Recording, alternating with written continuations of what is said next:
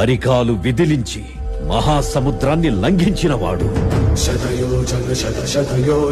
రాక్షస సైన్యాన్ని మట్టుబెట్టి రావణుడి సింహాసనాన్ని కంపించినవాడు. చిన్న నిప్పురవ్వతో లంకా నగరాన్ని అగ్నిలో అలికినవాడు. ద్వాపర యుగంలో కృష్ణార్జునుల రథకేతనమై గర్జించాడు. కలియుగంలో ధర్మం కోసం పోరాడే ప్రతి ఒక్కరి వెంట ఉన్నాడు. నీ వెంట ఉన్నాడు.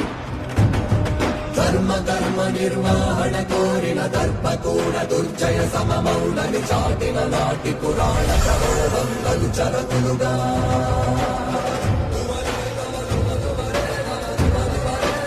పిఠాపురంలో పవన్ కళ్యాణ్ గెలిపించలేదు. కేవలం పిఠాపురం ప్రజలు పవన్ కళ్యాణ్ ఒక్కడిని గెలిపించలేదు. 5 కోట్ల మంది ప్రజల్ని గెలిపించారు మీరు.